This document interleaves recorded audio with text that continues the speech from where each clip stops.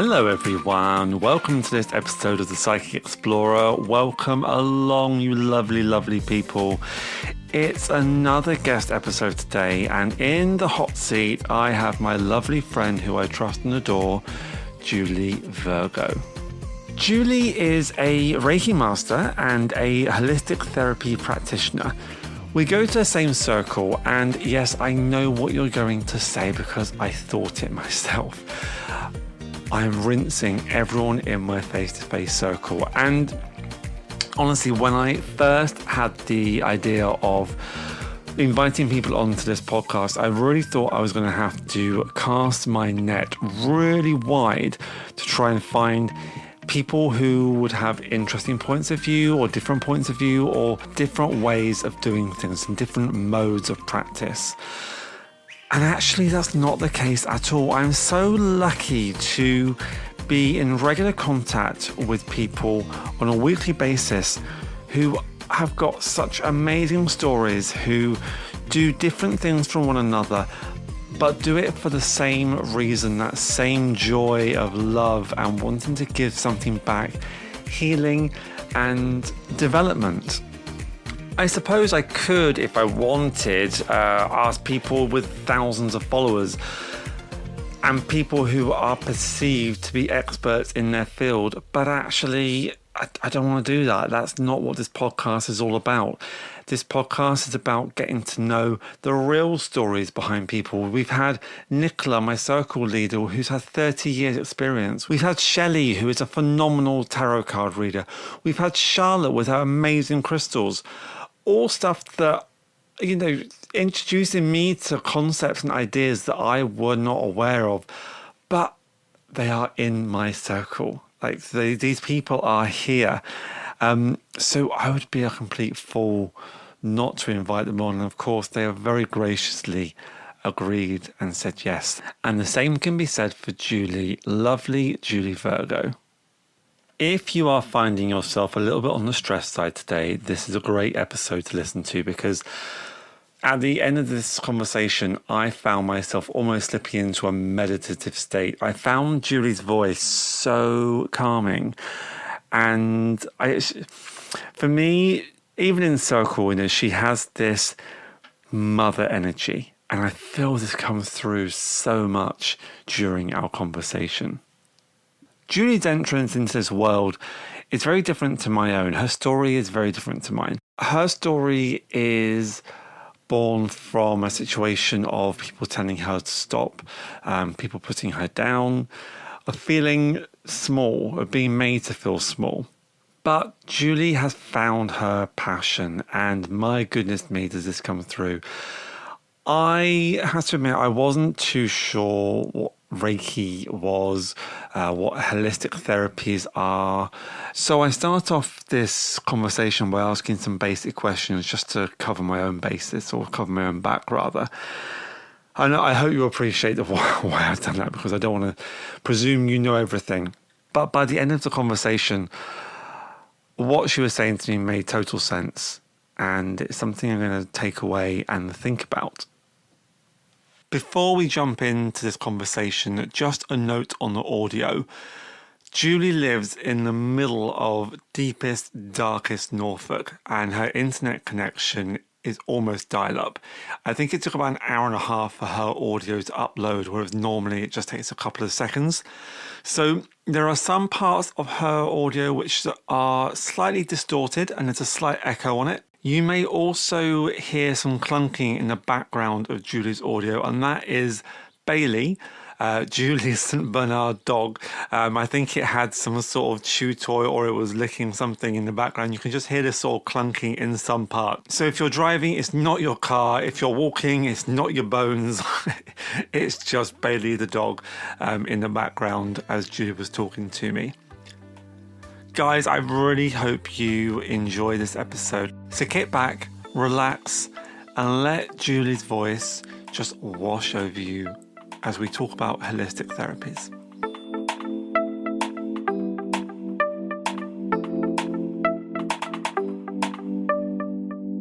Julie Virgoe is a developing medium and fully qualified Usui and Karuna Reiki master.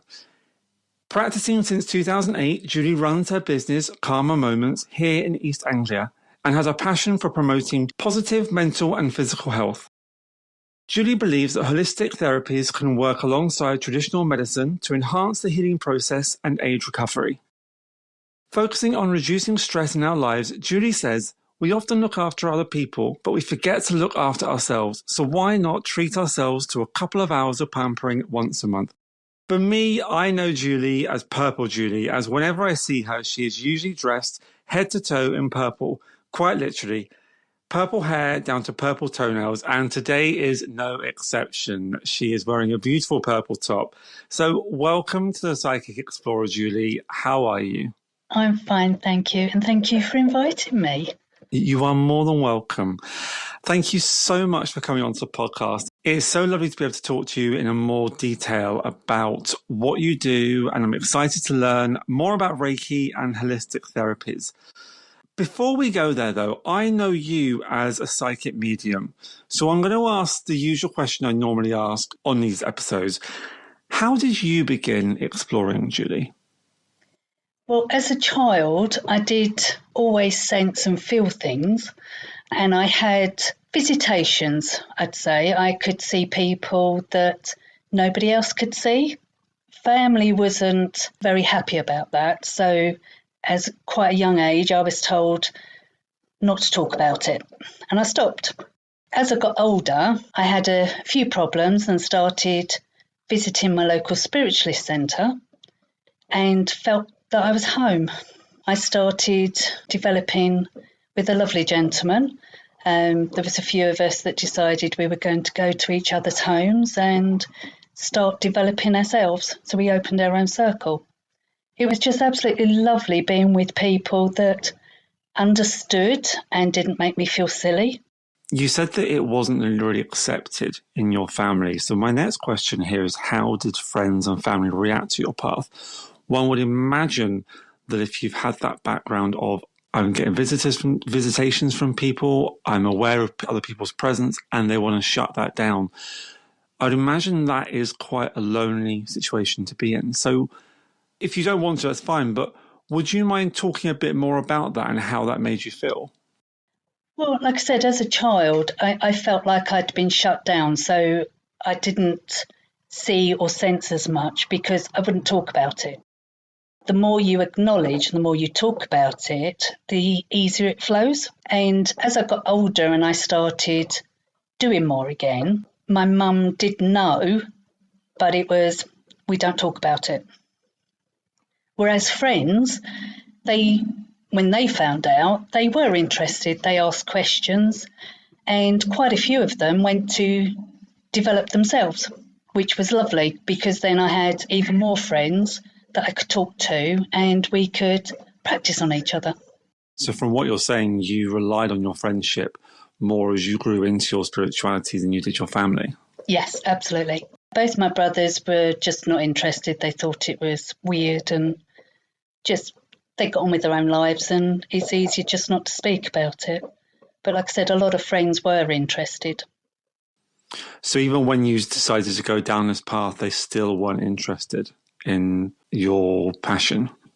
No, unfortunately, my mum's religion wouldn't allow her to. And just for a quieter life, it was easier just to keep those two parts of my life separate.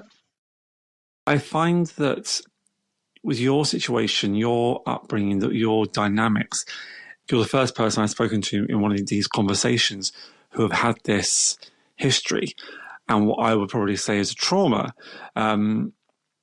How, if somebody else was going through that at the moment, what advice could you give them? What would you say to someone who is realizing they are maybe coming into an awakening or are experiencing things, but their family are not understanding or tolerant of that belief or that knowing? To be quite honest, it's the same as when my children were growing up. They would talk about they could see things, and quite often in the bedroom you'd hear them on the baby monitors and they'd be talking to people. And I just said to them, it's absolutely fine, keep talking, but please tell them to go away while you go to sleep. And I kept their communications open, and both my children are very good mediums because they've never shut down and they can talk to spirit. Both of them do. My son, he finds it more difficult because although he can talk to spirit, a lot of his friends are not the same way inclined. So he doesn't talk about it unless he absolutely has to. But again, the same as me, if anybody brings it up, we're open channels. We talk about it. We encourage people to research and look into and find other people who are of the same type. So you'd find your own little crew. Because there is always, no matter what your age group is, there's always people of your age group who have an interest in this or have an inkling of what's going on. So yes, okay, if family's not quite so easygoing and are quite judgmental, that's okay. You just tell them that's your beliefs, that's fine, I still love you, but I need to explore this. And that's what you do. You find other people you can explore this spiritual side with. It doesn't have to be one or the other. You can have both. You find your tribe. Yeah. And it is important to look for people. In today's day and age with Facebook and internet, it's so much easier to find your tribe and little groups. Really lovely advice. Thank you, Julie. And thank you for opening up a bit more about that. I know that it's going to help someone out there. So thank you. Let's go back to why we are talking. We are talking today because you are a Reiki master. You run a business that deals with Reiki and holistic therapies. I feel that people either throw these terms out, such as holistic medicine and Reiki, or say them and not necessarily know what they mean. I know I certainly don't. I don't really know what they're talking about. So what actually are holistic therapies such as Reiki? Holistic therapies are therapies which work on your mind, body and soul. It's not just Western medicine, which you go to a doctor, they give you a pill and it treats the symptoms. This will actually help treat the whole person. It's to be used alongside Western medicine, not instead of, but it does help treat the whole person. What does that look like? Is that someone coming to you and sitting down and you running your hands over them? Is it crystal therapy? Is it diet and that sort of thing? Can you explain a little bit more about what that might look like? Right. Well, for me, the first thing I do is I talk to people. So they'll call me up and say they want a treatment, and I find out what treatment would possibly be best for them. So if they've got muscle problems or aches and pains, then I offer a form of massage, whether it's a Swedish massage or hot stones or other things. If they have water retention in their legs and arms, which I've had previously, I use a manual lymphatic drainage, which helps reduce water. That sounds painful. What is that? Manual lymphatic drainage is a very light touch massage. Your water retention is normally lymph liquid, and that just goes slightly below the skin level. So where a normal massage, you can go quite deep, and a sports massage goes really deep, a lymphatic drainage is very, very light touch. And it just helps all the lymph to go to your lymph nodes, which then gets dispersed and excluded out of your body. But obviously, if you've got swollen legs and ankles, then it's very painful to walk on, you don't get comfortable. And over a period of time, you can actually reduce that quite a lot. If somebody is, say, they feel out of balance, but they don't know why, I would go through a process where I do a body scan. So I will use my aura and knowledge to work through their body to find out if there's any blockages or a chakra's not working properly or find an area that's out of balance. And then I would either use Reiki or crystal healing, or sometimes a combination of both. Again, with holistic therapies, it doesn't have to be one or the other. So I can tailor make a treatment for you. I can do a Swedish massage with Reiki. I can do a hot stone massage and use crystals. Basically, you have to listen to the person when they first come to you. I love doing all sorts of treatments. One of my favourites is reflexology. My other half won't mind me saying, but when I was learning to do it, obviously I practice on them quite a lot. And one particular night, Saturday evening, 7 o'clock at night, I said, come on, let me have a practice. Okay. I got halfway through doing a treatment on one foot and told them to put their shoes on, put their coat on, and I was taking them to the doctor. We went to a walk-in centre because I'd picked up that they'd got a kidney infection that they hadn't told me about. And it was bad enough for her to have very strong antibiotics and the threat of a hospital visit if it did clear up. So for me, I love working on things and finding solutions and just helping. So you were able to pick up on an actual medical condition just by holding their feet in your hands, tapping into their aura, tapping into them, and knowing just what that feels like.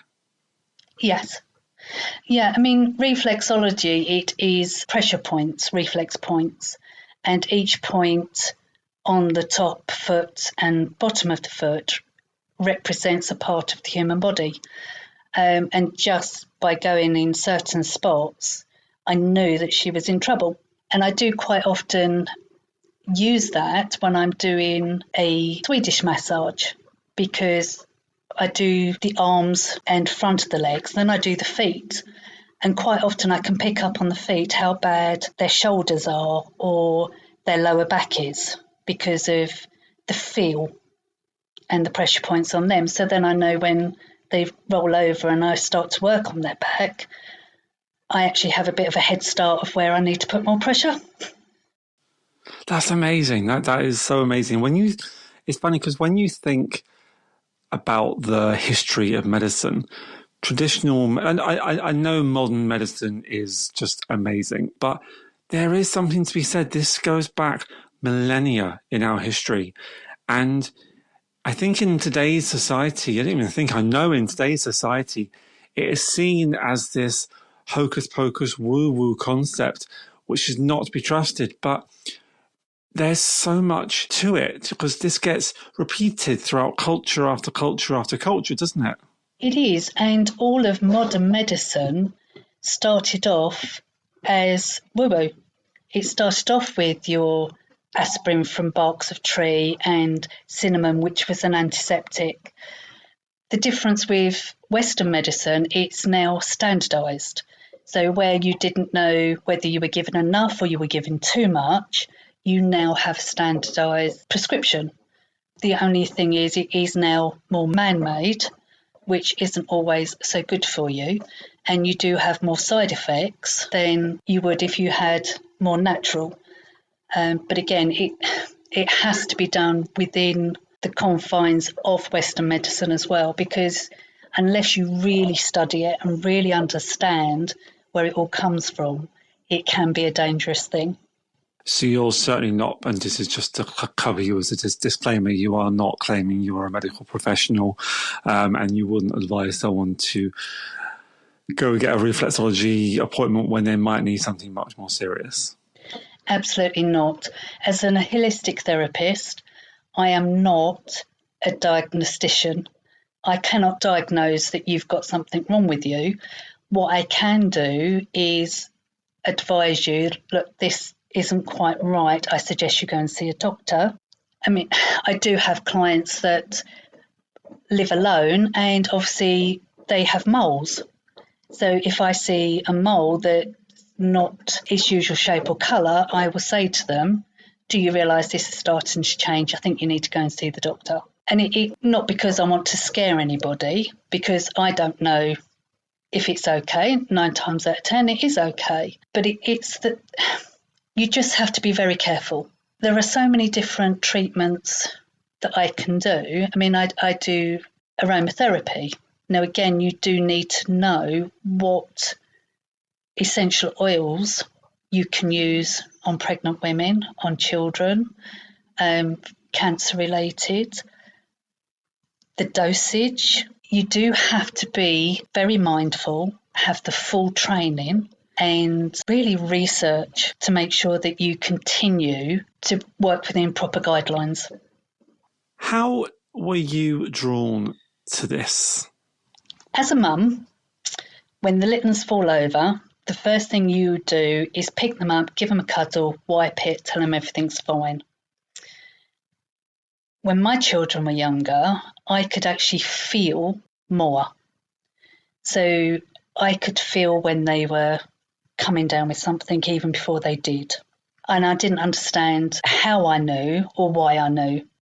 As a result of living in, and it wasn't a very nice place, I actually had an ear infection that the doctors and the hospitals actually gave up on and said, can't do nothing for you, you're going to have to live with it. And it was a vicious circle. I'd have one cream to cure one thing, that would do something else, and then I'd have to have cream to cure something else. And at one point, the sores were inside my ears and all the way around the outside of my ears. And I hid it by putting my hair down and things like that. And I tried Chinese herbalist medicine, didn't work. I tried homeopathic medicine. For me, that didn't work either. And one of these days that I'd actually gone to my spiritualist centre, a gentleman sat next to me and said to me, you need to come and have healing afterwards because I know your ears are hurting. He didn't know me from Adam. He couldn't see that my ears were hurting. And me, yes, I'll try anything. So I had a 20-minute session with him. And then it was, right, every week come back and I'll do a 20-minute session with you. May I interrupt you just very quickly? Yeah. Do you mind sharing what he did? Because when I went to my circles in the spiritualist church, they said healing is available. I have no idea what they're talking about. What is that? He was a National Federation healer. So you would sit on a normal dining room chair. He would put his hands either side of my head and he would generate healing energy from his hands that went through from the top of my head, working his way down my body on the outside, not actually physically touching me, but down the chakras and down the edges until he got to my feet. And then he would release all the negative energies into the earth. And that was basically it. And within 3-4 weeks, my ears started to clear up. He actually then became my circle leader, my very first one, and he started to teach me the National Federation healing. Didn't fully carry that on because it was just too involved for me at the time. And at that time, I was leaving a bad relationship and everything else, so I stopped doing it. Then when I moved, I started going to a different spiritualist centre and I was talking to a lady and she was talking to me about Reiki. And for me, that clicked. I understood that more because I could feel the energies. I could move energies. And I found a Reiki master to teach me. I went to this person's house and there was about 20 of us for the first one. With one of the exercises we did, where some people cried because of the energies were releasing and you just felt it was cathartic, I sat and laughed. I could not stop laughing. I was hysterical. And they had to leave me on the floor for 5 minutes before I could pull myself together enough to carry on. And after that I just kept on with that because for me, it felt right. It felt natural. Learning about it and using it and doing it felt like all my answers had come at once because I understood why I'd be feeling this, why my energies were different to some other people, and how I could help people just by talking to them or just by holding their hand. Amazing. I said in one of the previous episodes that when I was at school, I went to a CVE school for 1 year, and there was a story that people would walk into this one particular church and just burst into laughter or burst into tears, and there'd be no logical reason for it. The theology behind it was that they had been touched by God, so therefore, they were divine. But it sounds like similar. It just sounds like there's this energy that people are more open to, and it will have different effects in different ways.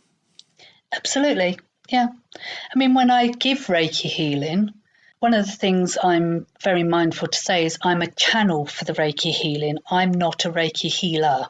I draw in the energies and I release the energies. And it's the Reiki energy that helps your own body to heal. And I'm very mindful to say that. So you don't feel that you are physically doing anything apart from being a conduit for source or for whatever that energy might be? Absolutely. I am the conduit. Reiki energy, all energy healing, for me, whether you call it Reiki healing or spiritual healing, it all comes from the same energy. It's just a name. And I just draw it in and send it back out again to whoever needs it, to wherever it needs to go. Because one of the things about Reiki is it goes to where it needs to go at the time it needs to go to. So somebody can say to me they've been having headaches, but I know the actual energy is going somewhere else in the body. And it's like having displaced pain. And it's the same when I do a massage session. People say to me, oh, my arm's really hurting. And I sort of scan and then I'll go down their back and I'll go, that's where it hurts though, isn't it? And it's, oh, yeah. So that's where it's hurting, not where you think it is. And that's where I'll work. I mean, Reiki or energy healing is very clever. It knows where it needs to go, even if you don't. And it also works even if you don't believe in it. A case study as such, my father-in-law was very much, oh, that's woo-woo, don't believe anything like that. If I can't see it, can't feel it, then it's not going to work. And he had been quite a religious man in his youth. When he got later in life, he had COPD and all sorts of other problems and heart problems. And I'd say to him, just let me put my hands on your shoulders for a little while. And he'd say, no, that's woo-woo. But if you want to waste your time, go ahead.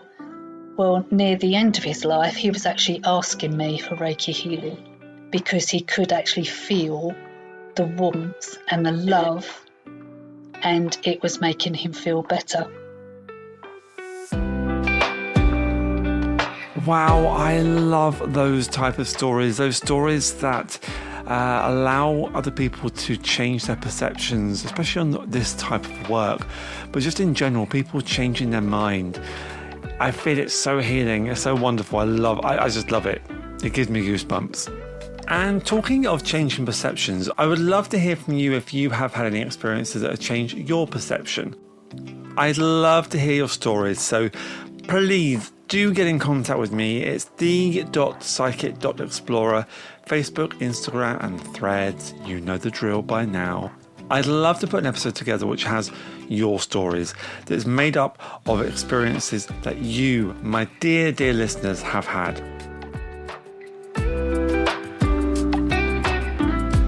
Let's get back to the lovely Julie Virgoe as she talks to me a bit more about holistic therapies in this wonderful, heartfelt conversation. So, Julie, how do you use these therapies in your psychic and mediumship work? Well, when sitting in circle and we're doing one-to-one activities, I do like to send my energies out to the person that I'm sitting opposite to and feeling what they're feeling. So a lot of the time for me doing the psychic work, I actually get the emotions, I get the physical feelings. I find myself rubbing my hands together when they're anxious. I find I start rubbing my palms when people need to calm down.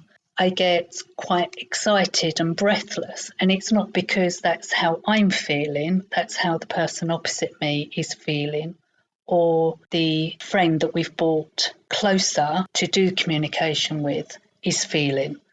And it's taken me a long time to realise that it's not me, it is other people's energies and that I'm feeling. And I do try to use it a lot because it does help with communication and everything else. Do you feel it brings you closer to that person? Because I've witnessed this. When you have read for me, you've said to me, "Oh, I'm swaying," and you start swaying from side to side, and you say to me that I know I'm connected because I'm swaying. And you do sit there and you sit there in this stance that is commanding but loving at the same time. And you can almost feel your energy being pushed, not pushed out, thrown out from yourself to the person in front of you. Yeah, I mean, it's really important that you have empathy with the person who's sitting opposite with you, because they could be going through something that's really hard and difficult for them. And you need to be able to talk to them with compassion and empathy and help them understand or find solutions. And for me, having to learn that I am getting these emotions from elsewhere and it's not just me has been a big learning curve, because at the start of my journey, it was very much, I'm not getting anything. It was quite subtle because I wasn't registering it. For me, I was just feeling anxious because I so wanted to do something for the person in front of me that it never occurred to me that this wasn't my feelings, it was somebody else's feelings. Understanding that has made it clearer for me how I interact with spirit and the person sitting opposite me. And it is lovely, it really is. You bring so much healing to other people every day through your work, through your therapies. How do these therapies affect you in your everyday life? As someone who gives them, how do they affect you on a day-to-day basis? I find it a great privilege to be able to do what I do, because when I'm bringing in Reiki for other people, I'm actually getting the Reiki at the same time. So I'm being energized and healed and calmed, or whatever it is I need as well at the time, because the Reiki goes through me before it goes to the other person. I also find it a huge privilege to be able to help somebody who is having a hard time, whether it's physically, emotionally, or mentally, just being able to listen to somebody. Quite a few of my clients, they want to have a chat with me before they even start. And it could be that they're lonely, they live on their own, and this is the only contact they have that week with a human being. It's not always physical. I do have a few people that come to me that do need their muscles massaged because they're in pain, but a lot of the time it's the emotional support that they really want. They just want someone to listen. They don't always want somebody to give them answers or solutions, but they do want someone to listen to what they have to say. And for me, that is one of the best gifts I can give. As you're saying that, it's dawning on me that I do that in my day job with gardening. I go to little old ladies' houses, and half the time they just talk to me. Hairdressers, you go and get your hair cut, and you just talk to the hairdressers. It is such a human thing to just stop and listen and allow people to be heard, isn't it? Absolutely. And it might be that they're frightened to actually go for a proper talking therapy or counselling, because I know it seems a lot easier these days, and people talk about going to counselling and that a lot more frequently. But sometimes it is just that little, oh, I've had a really bad day at work today, and they just need to offload it. And you can feel their energies rising as soon as they've offloaded it. How have your beliefs changed over time through your exploration of the psychic world? For myself, obviously not being able to explore it as a child and not being able to understand was really difficult. Not being able to talk to my mum when I did really start to research more and go into more development was a little bit difficult. But for me, I've been through, like most people, a lot of really hard, difficult times in my life. And having the spiritual side has really helped me understand that it's not personal. We all go through it. Everybody has hard times. But I have the luckiest time, I think, because I know I'm not on my own. I know if I want to talk to my loved ones who have gone, I can do that. If I want to have a hug, I can do that. If I'm feeling really low and I need a little bit of guidance, I just have to ask for it. And in some way, shape, or form, I get the answers that I need. Not always what I want, but what I need. And it has really helped me. So that evolution from a child who knew they were feeling things but couldn't get the validation to where you are now, where you almost sounds like your ability to be able to control, that's wrong, not control, to go to now where you're an adult and you feel completely comfortable in your abilities, that you are able to bring forward and bring through the people who bring you comfort. That's a brilliant evolution. That's really lovely. Yeah. And I do think it is amazing. I mean, sitting in circle now, I do realise that I feel and notice and not always see, but I know more than I thought I did. And I do know that they're there. I can feel when they're there. Whereas before it was, oh, well, I can smell something, but I'm not sure. Have I imagined it? Now I have that certainty that I'm not on my own, and they're always there when I need them. Yeah. Okay, final question. So on the flip side, if you've identified how you've got stronger and the positives that has brought, what has been your biggest struggle since you began exploring? The struggle was finding out that you don't have to see. Not everybody who is working as a psychic or a medium can see spirit. Not everybody hears spirit. Not everybody has that knowing. Everybody has different abilities. Everybody is at different stages. For me, I always thought that if you heard spirit, you'd hear them in their voice. For me, it's not that. I hear them in my voice. And that was really hard to understand, because it was, well, no, that's just my voice. So I'm imagining that. That's not spirit.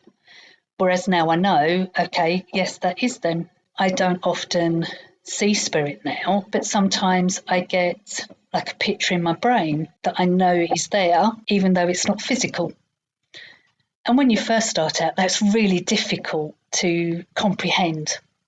And you just think, well, if I can't see them in front of me like I would anybody that's in the house with me, then they're not there. And they are there. It's a bit of a head fuck, isn't it? It is. When I talked years ago to a friend, she really got interested because I was talking about it, and she started to develop herself in her own way. And I said to her, it's all right for you. You see spirit. And she just went to me, but you don't have to. You know. And knowing is one of the harder ones to understand. I said, you don't need to see them. And it took me a good 15 years before I accepted that I don't have to see them, but I still know that they're there. Julie, thank you so much for this evening. You have taught me so much, and it's been so lovely to be able to bask in your, not only your knowledge, but also your enthusiasm. You clearly love your work, and you're passionate about healing. You're passionate about feeling people in a way that is so intimate, but also so spiritual. So thank you so much for sharing that with me and the listeners. I know that you've certainly made this concept of holistic healing and Reiki less woo-woo, for me anyway, and certainly lifted the veil of it and made it less foggy. So thank you so much.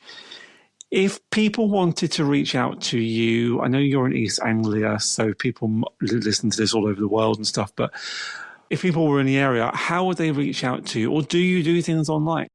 My business is Karma Moments, and I have a Facebook page for that, or it's karmamoments08@hotmail.co.uk. Any questions that I can answer, I will try my best. Wonderful. I'll pop all that in the show notes for listeners if they want to reach out to you. Thank you again. It's been really beautiful. Thank you so much, Julie. Thank you, Matt. It's been a pleasure talking to you.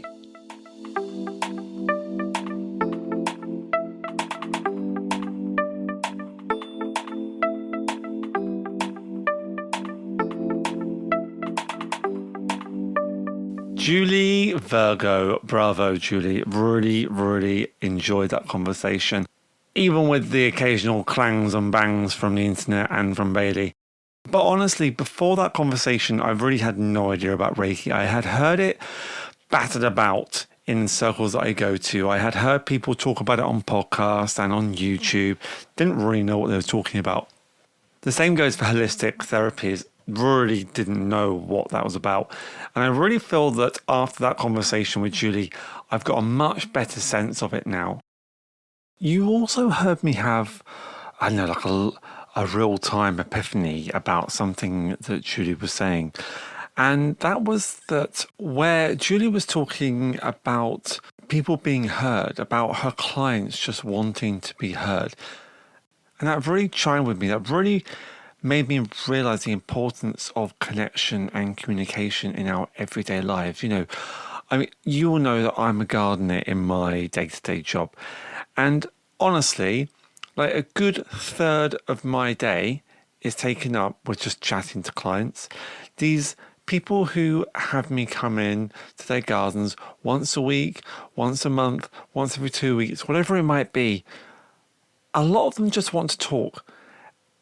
And that connection, that need to be heard, is so human, is so important. So guys, if you take nothing else from this episode, take that idea of connection, of communication with one another.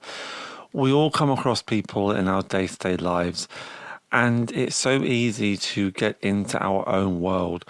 But actually, some people might just need that, hello, how are you? Tell me about your day. Some people just need to be heard. And we all need to be heard at some point. But we all have that power. We all have that choice to make that decision. Do we stop and ask? Or do we quietly move on and ignore? And on that rather philosophical note, ladies and gentlemen, I will leave it there. Thank you so much for listening to today's episode 16. My God, we certainly stomping on through the year, aren't we? Thank you to Julie. Really appreciate Julie for taking the time to sit down with me on that evening to record that episode. I know that Julie was nervous about doing this, And I think she did really, really well. So again, just a big thank you and cheers to Judy for agreeing to do this. Folks, next time I speak with you will be 2 weeks' time, episode 17. No idea what it's going to be about. But again, if you want to reach out, if you have any inspiration or what you want me to talk about, or if you have any spooky or spiritual experiences that you would like to share for the winter solstice episode, then please get in touch. I am, dare I say, desperate to hear from you. Send me a voice note on Instagram direct messaging. I would love to hear from you. the.psychic.explorer, Facebook, Instagram, and Threads. Take care of yourselves, lovely, lovely people, and more importantly, actually no, that's not fair, not more important, but equally, should we say that, equally, take care of one another and just keep your ears out, have a listen. Lots of love. Take care, guys. Bye.